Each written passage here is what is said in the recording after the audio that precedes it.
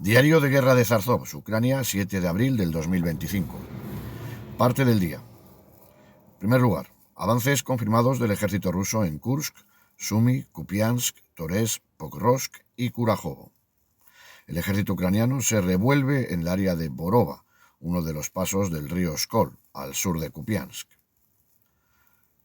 Segundo lugar, en la noche del 5 al 6 de abril se alcanzó el máximo en los últimos 30 días en los ataques rusos con drones y misiles sobre territorio ucraniano. Tercer lugar, la propuesta de alto el fuego en materia de misiles de largo alcance sobre infraestructura energética se sigue realmente sin cumplir, y ambos contendientes actúan sobre las infraestructuras del contrario. Pese a las reiteradas quejas y acusaciones contra el ejército ruso por parte de Kiev y Occidente respecto al incumplimiento de esta propuesta de alto el fuego, y es una propuesta, lo cierto es que desde el 18 de marzo hasta la fecha, también el ejército ucraniano ha llevado a cabo al menos 7 ataques contra la infraestructura energética rusa. Con eso está todo dicho. Desde Occidente y desde Kiev se presentan esas quejas, pero realmente ellos hacen lo mismo. Es decir, ninguno de los dos está cumpliéndolo, pero es que realmente es una propuesta. Los detalles están sin concretar. Entonces, ¿qué es lo que se quiere realmente? En cuarto lugar, Kiev, por supuesto, acusa al Kremlin, y para mí esto es extraordinario, de seguir atentos empleando la flota del Mar Negro para llevar a cabo ataques con misiles sobre territorio ucraniano, en clara oposición a esta propuesta estadounidense y ucraniana de alejar la flota rusa a la parte oriental del Mar Negro. Sin comentarios.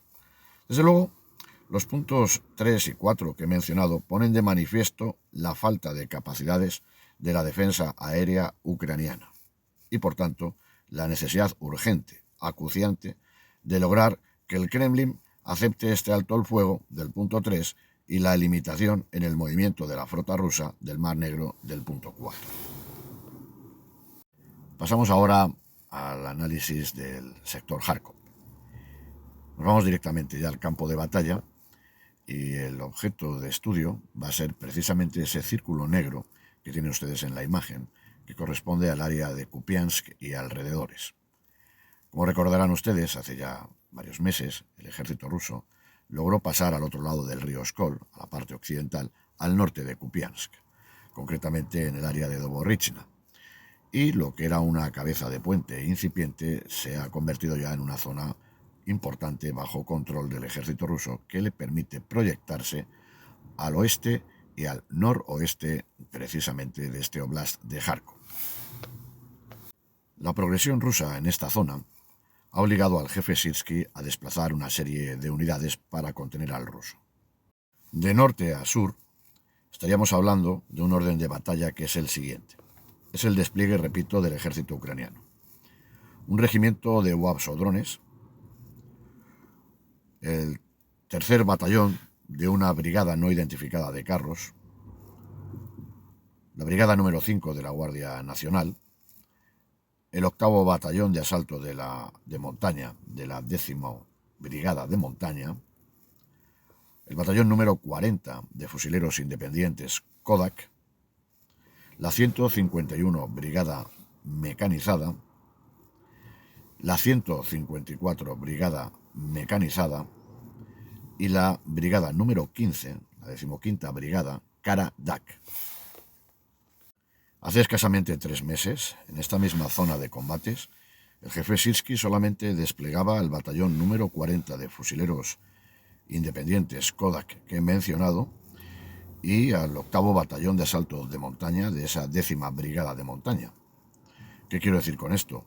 Que el jefe Sirsky, ante el empuje ruso en esta zona norte de Kupiansk, ha tenido que detraer unidades de otros puntos del mismo sector Kharkov, concretamente de la zona de lo que es Lipsy-Vesele, Staritsia y Vovchansk. Ha tenido que desplazar por la vía de urgencia más unidades para intentar contener este progreso ruso en el este del oblast de Kharkov.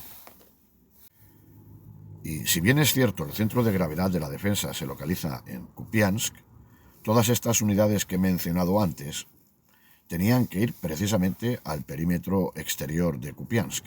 Sin embargo, se han tenido que desplazar al norte de Doborichna. Identificar el despliegue ruso es más complicado. Concretamente, lo que hay a la zona norte de Doborichna no hay información. Mucho me temo que el ejército ruso está empleando precisamente el sexto ejército de armas combinadas que, tomando como línea de partida Urazovo, atraviesa la frontera por el área de Topoli y su sur. En cualquier caso, en la zona de Doborichna identificamos a su sur dos divisiones, la número 68 y la número 2 de fusileros motorizados. Y ligeramente al norte, el regimiento número 350 también de fusileros motorizados. Pero evidentemente hay más unidades rusas. Y yo llego a la conclusión de que este sexto ejército de armas combinadas empieza a moverse, introduciendo, repito, unidades vía Urazovo a la frontera por la zona de Topoli y al sur de Topoli. Ya hemos visto entonces la situación general. Ahora lo vamos a concretar en las zonas en donde en las últimas 24 horas se han producido los combates más intensos, repito, al norte de Kupiansk, en la zona de Doborichna y Aria, especialmente al norte de esta localidad. En esta imagen estaríamos hablando de ese círculo negro que es al norte de Kupiansk, al norte de Doborichna, sería la parte que está más al norte, ya en frontera prácticamente con la Federación de Rusia.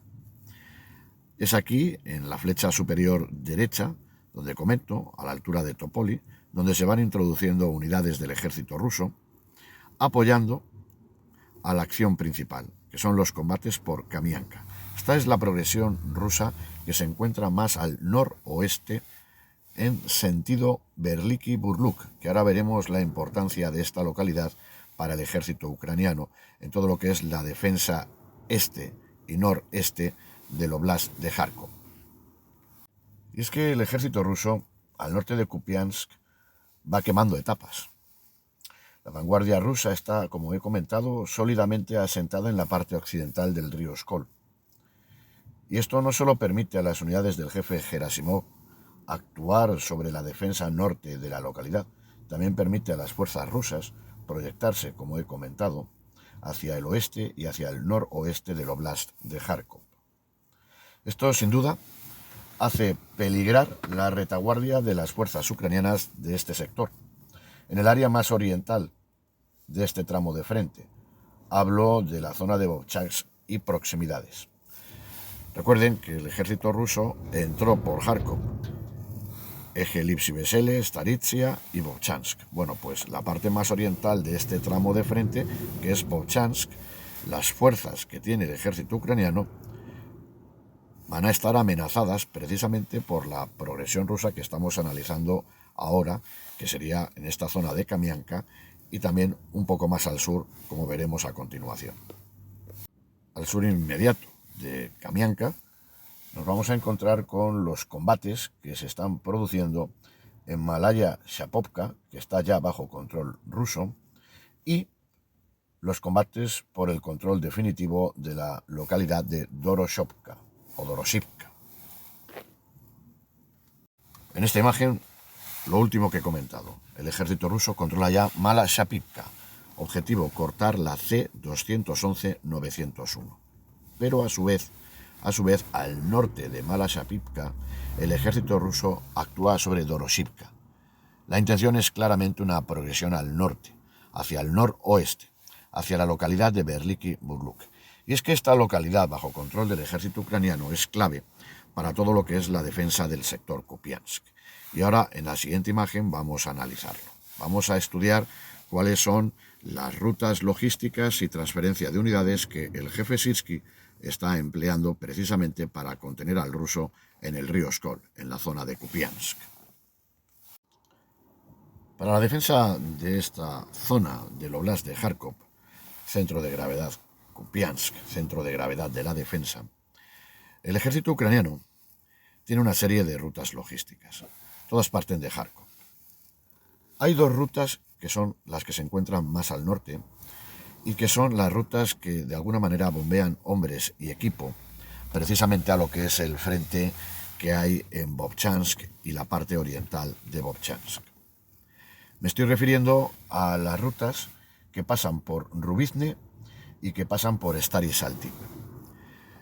La de Rubizne es la primera ruta, es la que se encuentra más al norte y parte precisamente de la localidad de Kharkov, precisamente al sur inmediato del eje Lipsy-Vesele por donde están actuando las tropas rusas.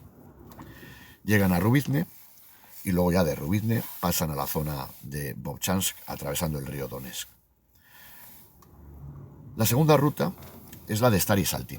Esta es muy importante. La ruta de Stary Salty atraviesa también el río, hay una presa importante precisamente en la localidad y parte siguiendo el río, se dirige hacia Vovchansk, pero otra parte ya se traslada a Vili Kolodiazi.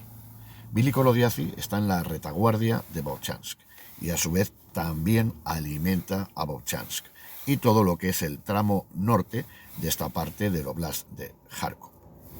Pero a su vez desde Vili Kolodiazi sigue el recorrido hasta la localidad de Prikhorovne. Esta localidad es la que se encarga del tramo este de defensa del Oblast de Kharkov. Y desde esta localidad fluye hasta Verliki Burluk. Esta es la localidad clave. Verliki Burluk es la que está alimentando todo lo que es la defensa del norte de Kupiansk. A su vez, esta transferencia de unidades, este apoyo logístico que el jefe Sirsky tiene al norte de Kupiansk, se ve complementado, todo este apoyo, desde Chuguip, que siguiendo el trazado de la H-26 es la que llega directamente al oeste de Kupiansk. Entonces el ejército ruso tiene varias acciones a realizar. La primera de ellas, con la captura o control de Doborichina, llevó a cabo una serie de acciones hacia el sur, con el objetivo de flanquear por el norte a la localidad de Kupiansk buscando esa H-26.